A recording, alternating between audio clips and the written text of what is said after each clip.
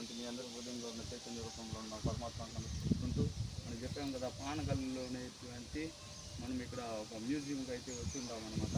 చూడండి, ఎక్కడైతే ఈ శిల్పాలన్నీ ధ్వంసం చేశారో వీటిలో నుండి సేకరించి ఒక్కొక్క విగ్రహాన్ని కూడా ఈ విధంగా గరుడ ఈ విధంగా ధ్వంసం చేసి దీన్ని మొహం లేకుండా కొట్టేశారనమాట.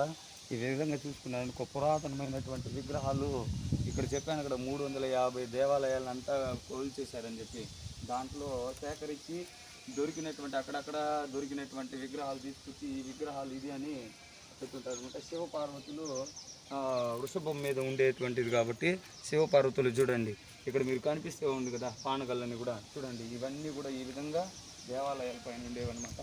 దీని మీద చూడండి బాణం వేసే విధంగా ఒక చిత్రం అయితే ఉంది, వీరగల్లు అనేసి. దీని మీద స్థల పురాణానికి సంబంధించినటువంటి సూర్యుడు చంద్రుడు దీనికి కావాల్సినటువంటి లిపిని రాయబడి ఉందన్నమాట. దీనికి కూడా శాసనం అని రాసింది చూడండి, దీనికి శాసనం అన్నమాట. చూడండి, నాగదేవతని ఈ విధంగా అప్పట్లో నాగదేవతని ఈ విధంగా ఉండేది, ఈ విధంగా చూడండి నాగిని అని కూడా దీన్ని తెలియవచ్చు. కాబట్టి మీకు అన్నీ కూడా చూపించేటువంటి ప్రయత్నం చేస్తాం. చూడండి,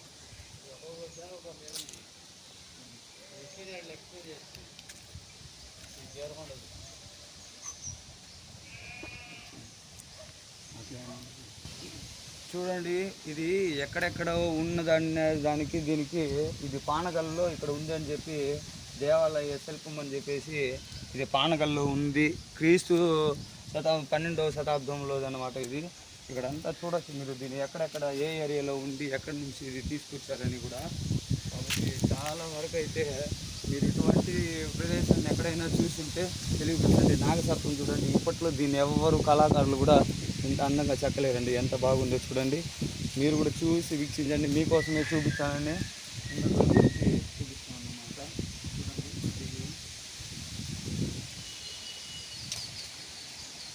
దేవాలయం పైన ప్రత్యంగిరా ఉంటుంది చూడండి, మీరు చూసుంటారు అదనమాట. నాసి అంటారు చూడండి, ఇది కూడా పానగల్లనే ఉంది.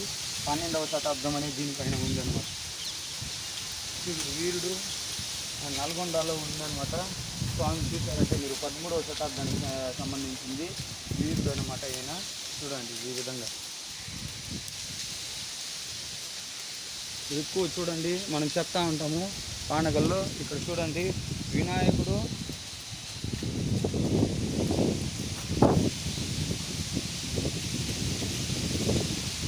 చూడండి విఘ్నేశ్వర స్వామి యొక్క పెద్ద ఇదనమాట.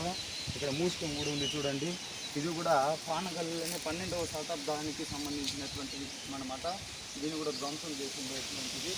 మీకు మరిన్ని విగ్రహాలు కూడా ఇక్కడ చుట్టూ చూశారనుకోండి, ఇవన్నీ కూడా ఆ విధంగా శిథిలావస్థలో పడినటువంటి ప్రదేశం సేకరించి తీసుకొచ్చి దీన్ని ఇక్కడ అయితే చేసినారు.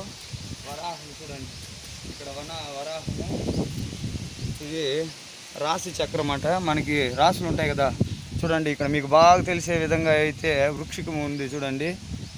ఈ విధంగా అయితే మన రాశులకి సంబంధించినటువంటి రాశి చక్రము పాదముద్ర పైన ఇది కూడా చూడండి. దీనికి కూడా ఇది కూడా పానగల్లో ఉన్నింది అని చెప్పేదానికి 12వ శతాబ్దం అని కూడా దీనికి బాగా పూర్తిగా చెప్పబడింది. ఇక్కడ దేవకన్యలు ఉన్నారు చూడండి, సప్త మాతృకలు వీళ్ళు చూడండి, వీళ్ళు కూడా దేవకన్యలు చూడండి, సప్తమాతృకలు. ఇది కూడా 12వ శతాబ్దానికి పానగల్లోనే ఎక్కువ పానగల్లోనే ఇది జరిగిందని చెప్తా ఉన్నాం కదా. ఇవన్నీ చూడండి, ఇది కూడా శిథిలావస్థలో విష్ణు తల అన్నమాట. ఈ విధంగా 12వ శతాబ్దానికి సంబంధించిందే.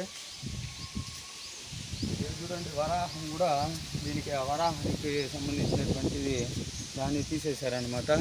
ఈ విధంగా చెప్పుకుంటూ పోతే ఇక్కడ ఉన్నటువంటి చాలా శిల్పాలు కూడా మనం చూస్తామంటే చాలా అద్భుతంగా, ఎంత అద్భుతంగా ఉందంటే అంత అద్భుతంగా ఉంది. ఎప్పుడు నేను ఇదే ఫస్ట్ టైం అనమాట ఈ విధంగా ధ్వంసం చేసినటువంటి దేవాలయాలను కూడా ఇంత అధ్వానంగా ఇంత మోసంగా దీన్ని పాడు చేశారు చూడండి. ఎన్ని ఒకదానికి కూడా తలకాయలు, దానికి చేతులు కాళ్ళు లేకుండా శిల్పాలన్నిటికి కూడా పాడైపోయినటువంటి ఎన్ని శిల్పాలు అయితే ఉన్నాయో చూడండి. విఘ్నేశ్వర వారు చూడండి ఏ విధంగా తీసుకొచ్చారో చూడండి. ఇది కూడా చూడండి, నందికి అయితే మొహమే లేకుండా ఈ శిల్పాన్ని ఏ విధంగా అయితే చేశారో చూడండి. ఇవన్నీ చూడండి, వీరశిల అంట, వీరశిల. ఇది చూడండి వీరగల్లు, వీరగల్లు అంటే ఈ విల్లు ధరించి ఉండారు. వీళ్ళంతా చూడండి ఎక్కడ ఉండేది ఆయన అంతా సేకరించుండారు. ఇది కూడా వీరగల్లు అని చెప్పేసి ఎంత వాళ్ళు ఈ బాధకే ఖండించుకుంటూ ఉండేటువంటి దృశ్యంగా దీన్ని పెట్టుండారు. ఇక్కడ వెనక చూడండి నాగిని, దీనికి కూడా శిరస్సే లేకుండా ఉంది.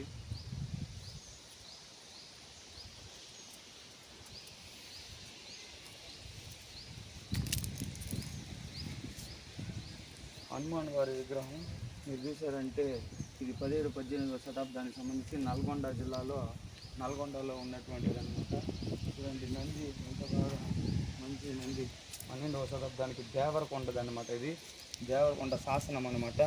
నంది స్తంభం, దీని పేరే నంది స్తంభము. దేవరకొండ నుంచి 12వ శతాబ్దానికి సంబంధించింది అనమాట. చూడండి దీని మీద కూడా లిఖీలు ఉన్నాయి కానీ మనకు అర్థం కాదు, మరుగుపడిపోయింది. మరిన్ని కూడా చూద్దాం రండి.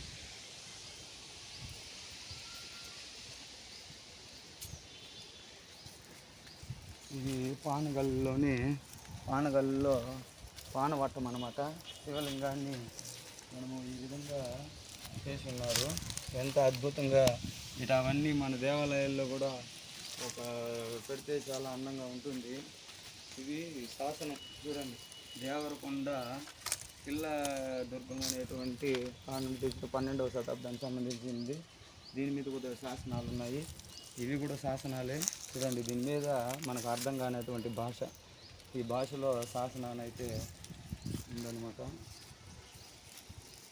దీనిపైన చూడండి శివలింగము ఒక సైడు నంది, మీకు చూస్తే శివలింగము, సూర్యుడు చంద్రుడు, ఈ విధంగా ఇది కూడా శాసనమే అనమాట. దీని మీద మీకు స్తంభం మీద కనిపిస్తూ ఉందో లేదో తెలియదు, దీనికి 4 పక్కల దీనికి శాసనం రాసి ఉంది. భాష రాసి అయితే ఉంది. ఇది ఏ భాష అనేది కూడా అర్థం కాకుండా ఉందన్నమాట. ఇది శాసనం అండి. ఈ సూర్య చంద్రులకు కూడా ఏదో కారణం ఉంది, అందుకే ఈ శాసనాన్ని ఇట్లా అమర్చబడి ఉంది.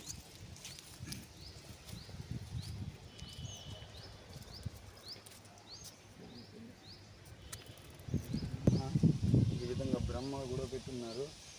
ఈ బ్రహ్మను కూడా కాన రాకుండా మొత్తం శిథిల అవస్థ చేసి ఉన్నారు అనమాట. ఇప్పుడు కూడా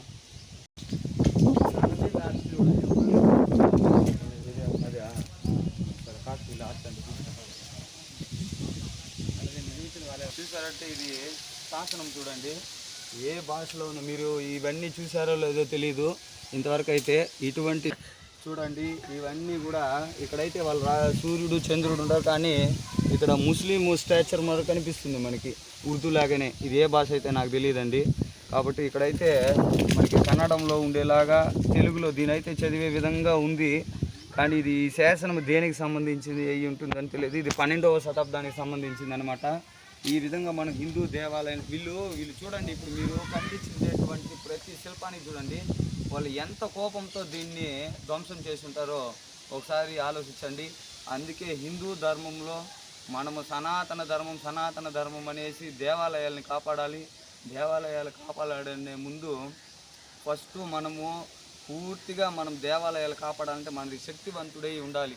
శక్తివంతం లేకుండా మనం అప్పట్లో అందరూ కూడా ఎలా అప్పుడు పోరాడే శక్తి లేకుండా ఇవన్నీ కూల్చుకునే దానికి అందరు పారిపోయకుండా నిలబడి ఉంటే వాళ్ళు ఇవన్నీ ఇట్లా చేసేవాళ్ళు కాదు కదా. ఇప్పుడు చూడండి మన కళ్ళ ముందరనే ఇన్ని విగ్రహాలని ఎంత కోపంతో ధ్వంసం చేసి ఉన్నారో మనమే పసిగట్టవచ్చును. కాబట్టి మీరు అందరూ కూడా మంచి శుద్ధ శివ సన్మార్గంలో ప్రయాణం చెయ్యాలని నా యొక్క మనవి. కాబట్టి మీరందరూ కూడా ప్రయాణం చేస్తారని మనస్ఫూర్తిగా ప్రార్థిస్తున్నాం. ఇటువంటి ప్రదేశాన్ని మీరు ఎక్కడైనా చూస్తుంటే ఖచ్చితంగా తెలియపరచండి. అక్కడికి వెళ్ళి దాని గురించి కూడా తెలియపరిచేటువంటి ప్రయత్నం చేస్తాం. మీకు ఇవన్నీ చూపించేటువంటి ప్రయత్నం చేసినందుకు మాకు ఒక లైక్, ఒక షేరు, ఒక సబ్స్క్రైబ్ చేసుకుని ఈ యొక్క ఆధ్యాత్మిక మార్గాన్ని ముందుకు తీసుకుపోతూ మరిన్ని విషయాలను తెలుసుకునేటువంటి ప్రయత్నం చేస్తాం. అతిగారిగుట్ట శ్రీ సూర్యకిరణానంద స్వామి. హరి ఓం. ఓం నమః శివాయ.